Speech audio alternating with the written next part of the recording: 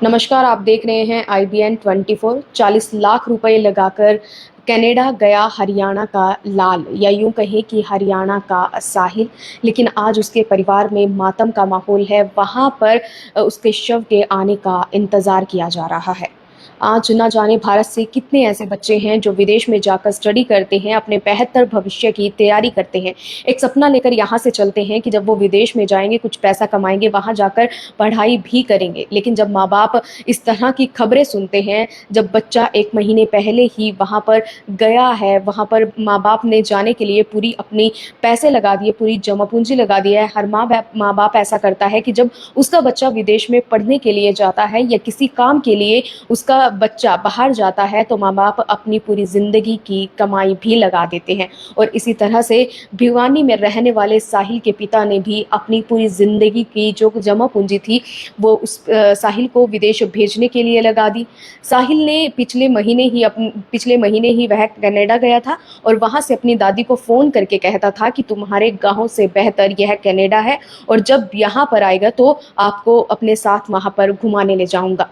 लेकिन परिवार को नहीं पता था कि उससे पहले उन्हें यह दुखद खबर वहां से आएगी। और जब परिवार ने यह पूरी खबर सुनी तो परिवार में मातम का माहौल बिखरा हुआ है। पूरा परिवार शोक में इस समय डूबा हुआ है और पूरे परिवार साहिल की बातों को याद करके, उसकी जो चीज़ें थी उसे देख देख कर परिवार रो रहा है और रो रो कर परिवार का बुरा हाल हो चुका है। इसके साथ ही जो साहिल है, उसके चाचा की तरफ से ऐसा बयान दिया गया है। उन्होंने बताया कि कनाडा पुलिस ने 26 मई को एक झील में शव को देखा था और वहां पर शव देखने के बाद उसके परिवार वालों को या उसके जो दोस्त वो जहां पर रहते थे उन्हें इसकी जानकारी दी गई थी। और जब उसके दोस्तों से बातचीत की गई, उसके दोस्तों से बात हुई, तो उसके दोस्तों ने बताया कि साहिल किसी काम की वजह से बाहर गया था लेकिन वह वापस नहीं आया। जब काफ़ी देर हो गई तो उसके दोस्तों ने अपने स्तर पर जांच करनी शुरू कर दी कि आखिर उसका दोस्त गया कहाँ। वो लोग फ्लैट पर 2 से 3 दोस्त साथ में रहते थे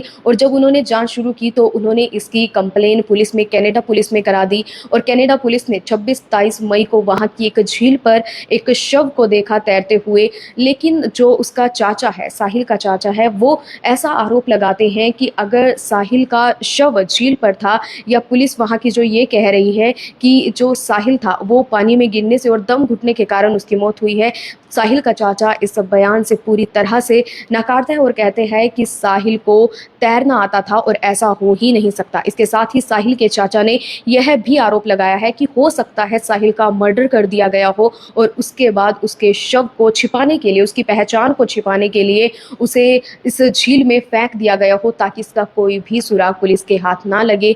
आज उसके परिवार में पूरी तरह से मातम का माहौल बिखरा हुआ है। एक परिवार 1 महीने पहले अपनी पूरी जमा पूंजी लगाकर अपने बच्चे को विदेश भेजते हैं ताकि वह अपने सपनों को पूरा कर सके, अपनी जो उसकी सपनों की ऊंचाई उड़ान थी उन्हें भर सके, अपनी ज़िंदगी में जो उपलब्धियां हासिल करना चाहता है उसे वहां जाकर हासिल करे। और उसके बाद परिवार के पास ऐसी खबर आती है तो उससे परिवार पूरी तरह से शोक में डूब जाता है। और ऐसा ही कुछ हाल आज साहिल के परिवार का भी है। पुलिस इस पर जाँच कर रही है। साथ ही परिवार की तरफ से भी यह मांग की जा रही है कि इस मामले पर पूरी तरह से जांच हो। जैसे साहिल के चाचा ने कहा कि साहिल को तैरना आता था, झील में गिरने के कारण उसकी मौत नहीं हो सकती। और साहिल के चाचा ने ऐसा आरोप लगाया है कि शायद उसका मर्डर कर दिया गया हो।